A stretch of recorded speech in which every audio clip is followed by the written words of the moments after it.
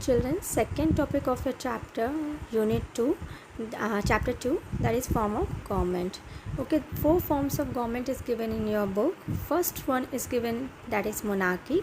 Second, aristocracy. Third one is democracy. And fourth one is dictatorship. We will deal all these 4 topics separately. We will take first topic of your chapter, that is monarchy system. What do you understand? Monarchy is the oldest form of government. सबसे पुराना समय आपका जो चलता था government का, that is monarchy system. जब आपके राजा होते थे, crowns will be there and all powers given into the hands of single person who is wearing the crown, है ना. हेरिडिटरी से जो चला आता था कि उनके ही बेटे फिर उसके राजा बनते थे, फिर उनके ही बेटे उनके राजा बनते थे. It is the will of one person. Ultimately जो राजा बोलता था वही होता था, अल्टीमेटली उन्हीं का हैट चलता था.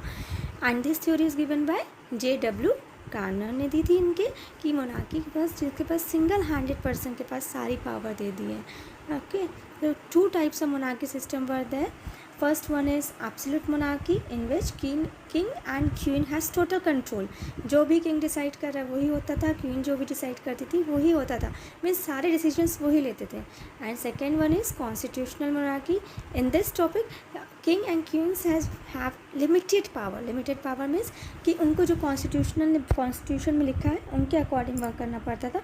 जितनी पावर उनको दी गई है, लिमिटेड पावर मीन्स जितनी पावर उनको बोली गई है उतनी powers they will using that type of powers, that much of powers. So there will be 2 types of monarchy system will be there. Second form of government is aristocracy. Aristocracy, okay.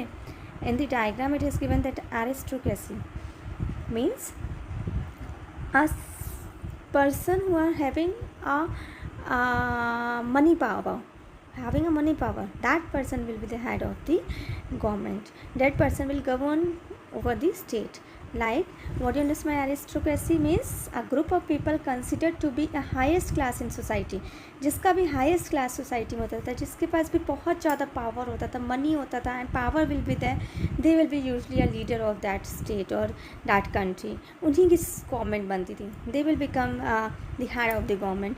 Means इसमें constitution भी कुछ नहीं करता था, इसमें सिर्फ ये decide होता था कि लाइक जमींदार्स वर्ड है ना एट दैट टाइम. तो मोनार्की के बाद आपने इसको अबॉलिशन किया तो आपने सिस्टम लाया एरिस्टोक्रेसी की. Means aristocracy generally originate from the Greek word which is given in your book that aristo means the best. जो भी आपके बेस्ट होता था, रूल करने लायक लगता था आपको सोसाइटी में, स्टेट में, जिनके पास पावर, आपने फ्यू पर्सन्स को आपने पावर दे दी थी कि हाँ आप ग्रुप ऑफ पर्सन, आप ही के पास पावर होगी, लाइक जमींदार से वही रूल्स और रेगुलेशन बनाएंगे उस कंट्री का, उन्हीं के पास सारी पावर्स दे दी.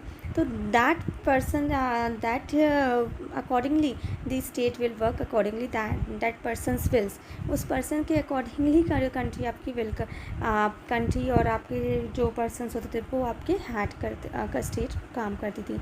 लाइक आपके example is given priest, pundits जो होते थे उनकी बात में, सोल्जर्स, प्रोफेशनल्स, लैंड ओनर्स और the mens of the wealth means जिनके पास भी बहुत सारा पैसा होता था. This theory is also given in the defined by the Garnier. Okay, तो case studies will be there according to the case study. The description is given in your book. Okay, in the next video we will